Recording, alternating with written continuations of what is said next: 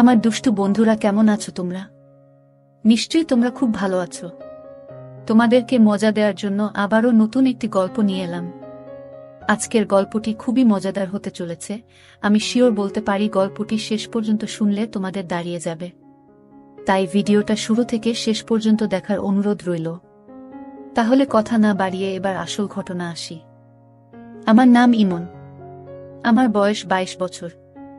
কিছুদিন আগে আমি বিয়ে পাশ করেছি।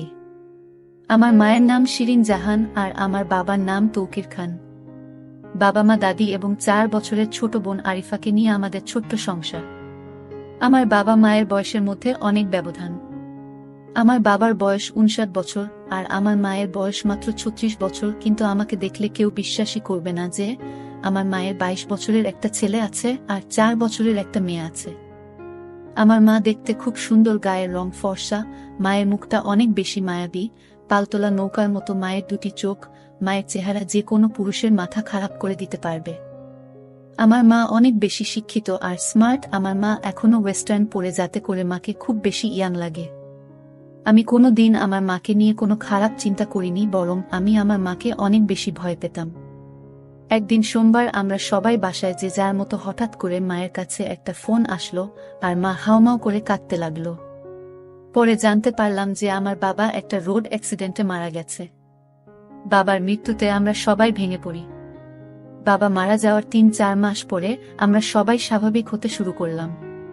কিন্তু সমস্যাটা হলো যে আমার বাবা মরার আগে সব সম্পত্তি আমার নামে লিখে দিয়েছিলেন। তারপর থেকেই আমার দাদির সমস্যা যে আমি যদি অন্য কাউকে বিয়ে করি তাহলে আমার মা ও আমার বোন অসহায় হয়ে যাবে। তাই আমার নানি ও দাদি মিলে একটা বুদ্ধি বের করল। তারা একদিন আমাকে ডেকে বলল, দেখো, আমরা একটা সিদ্ধান্ত নিয়েছি যা তোমাদের মেনে নিতে হবে। আমি আর আমার মা চুপচাপ শুনছি। হঠাৎ করে নানি বলে উঠল, আমরা চাই শিরিন, তুই আবার বিয়ে কর। কারণ তুই এখনো অনেক বেশি জোয়ান, তোর জীবন পড়ে আছে।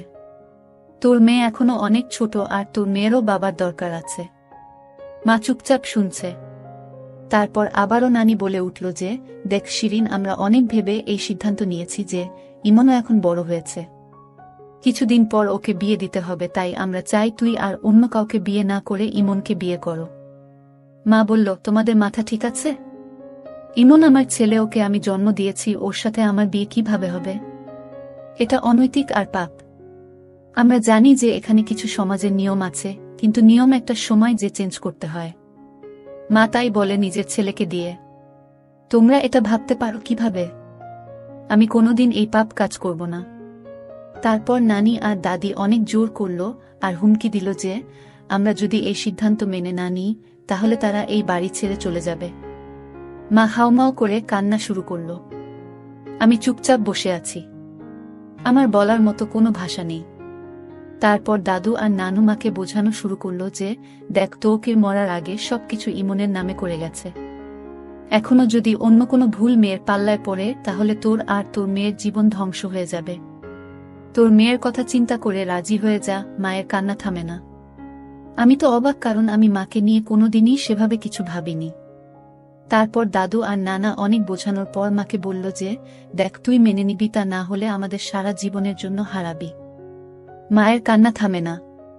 তারপর আমাকে দাদু নানু জিজ্ঞেস করল, তোর কোনো আপত্তি আছে? আমি দাদু আর নানুকে অনেক ভয় পেতাম, তাই তাদের উপরে কোনো কথা না বলে চুপচাপ করে রইলাম। অনেক জোরাজুরির পর তারা মাকে রাজি করালো। তারপর যে যার রুমে চলে গেল। আমি রুমে গিয়ে ভাবছি, এটা কিভাবে সম্ভব? আমার জন্মদাত্রী মায়ের সাথে আমার বিয়ে। মানুষ কি বলবে? আমি আমার বন্ধুদের মুখ দেখাব কিভাবে? মাথায় অনেক কিছু ঘুরতে লাগলো। নিজেকে কোনোভাবে স্থির রাখতে পারছিলাম না। আমি আমার মাকে অনেক ভালোবাসতাম আর সম্মান করতাম। আমি কোনোদিন আমার মাকে নিয়ে খারাপ কিছু চিন্তা করি নাই। তো আমার জন্য আর মায়ের জন্য এই ব্যাপারটা মেনে নেওয়া অনেক কঠিন ছিল। আমাদের বিয়ের কথা ঠিক হওয়ার পর থেকে আমি মায়ের সামনে যেতে লজ্জা পেতাম। মা ও আমাকে আগের মতো বকাচকা করত না। আমাকে দেখলে মাথা নিচু করে নিজের কাজ করত। নানু আর দাদু আমাদের বিয়ের দিন ঠিক করল 7 দিন পরে। আমি আর মা দুজনে অনেক বেশি মনমরা হয়েছিলাম। তারপর একদিন মা আমার কাছে এসে বলল, ইমন, তুই কি বিয়েতে রাজি? আমি বললাম, আমি আর কোনো রাস্তা না দেখে হ্যাঁ বলেছি। হ্যাঁ রে, আমার জন্য তোর জীবনটাও নষ্ট করে দিল। কি আর করব আমি? আমাদের কাছে আর রাস্তা নাই। তুমি মনমরা হয়ে থেকো না। তুমি মন মরা হয়ে থাকলে আমার ভালো লাগে না। তুই জানিস, স্বামী স্ত্রীর সম্পর্কের মধ্যে আর মা ছেলের সম্পর্কের মধ্যে যে আকাশ পাতাল তফাৎ। একটা মা ছেলে হয়ে আমাদের ওইগুলো করতে হবে যা একটা স্বামী স্ত্রী করে। আমি তোকে আর আগের মতো শাসন করতে পারবো না, কারণ তুই হয়ে যাবি আমার স্বামী। তখন আমার ছেলে থাকবি না। মা, আমি সারা জীবন তোমার ছেলে থাকব, আর এই বিয়ে হচ্ছে একটা কাগজের বিয়ে মাত্র। আমরা সারা জীবন মা ছেলে থাকব, আর তুমি আমাকে যখন ইচ্ছা যেভাবে ইচ্ছা শাসন করো। আমাদের মধ্যে কোনো চেঞ্জ আসবে না। আমি তোমাকে সবসময় সম্মান করতাম আর সারা জীবন করব। মা একটু আশ্বাস পেয়ে আমার কাছে অনেক খুশি হয়ে গেল। তারপর আমাকে বলল, আচ্ছা, আমি না হয় আমার জীবনের অর্ধেক পার করে ফেলেছি, কিন্তু তুই তো এখনো অনেক বেশি ইয়াং। তোর কত আশা ছিল তো বিয়ে নিয়ে, তাই না? কত কিছু না ভেবে রেখেছিলি যে এমন মেয়ে বিয়ে করবি, এমন জায়গায় ঘুরতে যাবি, দুষ্টুমি করবি, ঘোরাফেরা করবি, সব পানিতে গেল। এই বুড়ির সাথে কিছুই হবে না। আরে মা, তুমি বুড়ি না, তুমি অনেক বেশি ইয়াং আর এখনো অনেক বেশি সুন্দর। আর হ্যাঁ, অনেক আশা ছিল, কিন্তু সমস্যা নাই, তুমি তো আমার মা, পর তো কেউ না। আমরা অনেক ভালো বন্ধুর মতো হয়ে সব আশা পূরণ করব। মা আমার কথা শুনে একটু খুশি হয়ে গেল। তারপর বলল, আচ্ছা ঠিক আছে, আমরা আজকে থেকে অনেক ভালো বন্ধু। আমরা একে অপরের সাথে সব শেয়ার করব। মা আমার মাথায় একটু হাত বুলিয়ে নিজের রুমে চলে গেল। পরের দিন থেকে মাকে আর মন খারাপ মনে হলো না। আমি আর মা সেদিন অনেক বিষয় নিয়ে কথা বললাম। আমি মাকে এটা বললাম, আমার জীবনে কোনো প্রেমিকা ছিল না। মা তো শুনে অবাক হয়ে গেল। তারপর আমাকে তার জীবনে অনেক গল্প আমাকে বলল। আমি আর মা অনেকটা ফ্রি হয়ে গেলাম। আমি আর মা বিয়ে হওয়ার যে দিনগুলো বাকি ছিল, আমরা আমাদের জীবনের সবচেয়ে ভালো সময় কাটিয়েছি একসাথে। কারণ আমরা একসাথে হাসাহাসি করতাম, মুভি দেখতাম, রাতভর আড্ডা দিতাম, একসাথে গেম খেলতাম, আবার ঘুরতে যেতাম।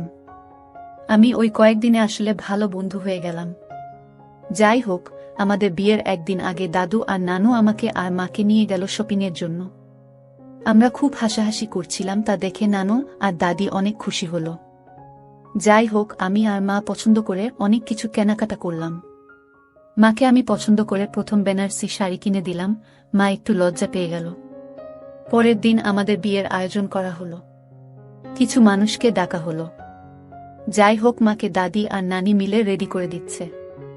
আমি গোসল করে শেরওয়ানি পরে নিলাম। তারপর নিজের রুমে অপেক্ষা করতে লাগলাম। একটু পরে দাদি এসে বলল, কাজী সাহেব চলে এসেছে। এই কথা শোনার পর থেকেই আমার বুকটা কেমন যেন থরথর করে কাঁপা শুরু করে দিল।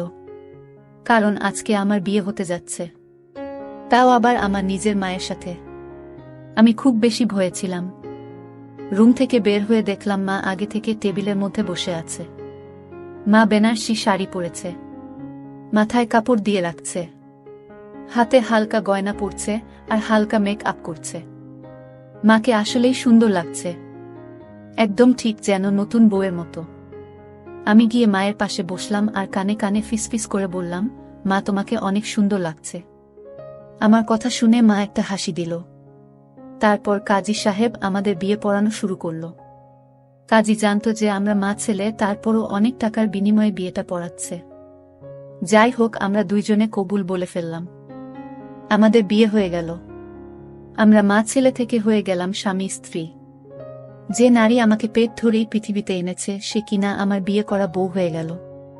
দাদি আর নানি তো অনেক খুশি, আমাদের আশীর্বাদ করলেন। তারপর বাকি মেহমানরা আমাদের আশীর্বাদ দিয়ে রাতের খাবার খেয়ে চলে গেলেন। তারপর আমরা সবাই খাবার টেবিলে বসে খাচ্ছি। ওই সময় আমার বোন আমাকে বলল, ভাইয়া, আজকে কার বিয়ে হলো? তারপর দাদি আরিফাকে কোলে নিয়ে বলল, আরিফা, আজকে থেকে তুমি ওকে বাবা বলে ডাকবে। ও ছোট মানুষ মাথা নাড়িয়ে হ্যাঁ বলল। আমাদের খাওয়া দাওয়া শেষ করে আমাকে নিয়ে তার রুমে গেল। আমি আমার রুমের দিকে যেতে লাগলে দাদি আমাকে বলল, ইমন, আজকে থেকে তুমি নতুন জীবন শুরু করেছ। তোমার মা এখন তোমার বিয়ে করা স্ত্রী। ওর সব চাহিদা, ইচ্ছে, সুখ দুঃখ এখন থেকে তুমি দেখবে। ওকে এখন থেকে একজন আদর্শ স্বামীর মতো ভালোবাসবা। আমি দাদির কথা শুনে অনেক বেশি লজ্জা পেয়ে গেলাম। তারপরও শুধুমাত্র মাথা নাড়িয়ে বললাম, তারপর আমার রুমের দিকে যেতে লাগলাম। দাদি থামিয়ে বলল, আজকে থেকে তোমরা একসাথে ঘুমাবা। আমি তো আরো চমকে গেলাম। তারপর দাদু আমাকে নিয়ে মায়ের রুমে ঠেলে দিল। দেখলাম না তোমাকে কি যেন বোঝাচ্ছে। আমি যে দাঁড়িয়ে রইলাম।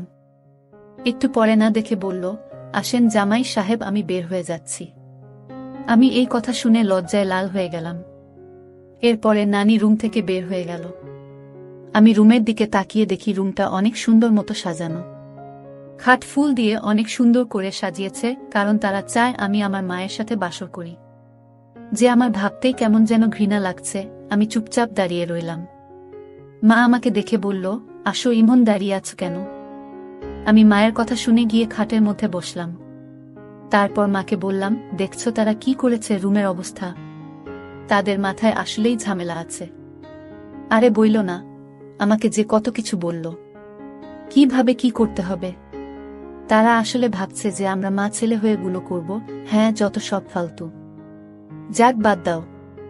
এখন থেকে আমাদের এক রুমে ঘুমাতে হবে। তোমার কি কোনো সমস্যা হবে? না, সমস্যা হবে কেন? তুমি তো ছোটবেলায় আমার সাথে ঘুমাইতা, আর এখন তুমি থাকলে ভালোই হবে। ঘুম না আসলে আড্ডা দেওয়া যাবে। যাক, তাহলে ভালো। তো আজকে কেমন লাগলো? সত্যি বলতে না, আমার অনেক ভালো লেগেছে। এত বছর পর মনে হচ্ছে আমি আবার কোণে হয়েছি, বউ রূপে সেজেছি। আমার কাছেই খুবই ভালো লেগেছে। তোমার কাছে কেমন লেগেছে? আমার মধ্যে অনেক ভয় কাজ করেছে যে আমাদের সম্পর্ক কিভাবে মিনিটের মধ্যে চেঞ্জ হয়ে গেল। আরে কই, আমরা তো আগে থেকেই ডিসিশন নিয়েছিলাম যে আমরা অনেক ভালো বন্ধু হয়ে থাকব। এইসব আজাইরা জিনিসগুলো নিয়ে মন খারাপ করব না। হ্যাঁ, ঠিক বলেছ। যাক, আমি অনেক বেশি ক্লান্ত। আমি না হয় ঘুমিয়ে পড়ি। মা বলল, হ্যাঁ, আমি অনেক বেশি ক্লান্ত। আমি ফ্রেশ হয়ে আসি, তারপর আমিও ঘুমিয়ে পড়ব। তুমি শুয়ে পড়ো। আমি আচ্ছা বলে খাটের একপাশে শুয়ে পড়লাম। একটু পরে মা এসে লাইট অফ করে দিল। এই গল্পের বাকি অংশ দেখতে সামিয়া ব্লগ চ্যানেলটি সাবস্ক্রাইব করে রাখুন।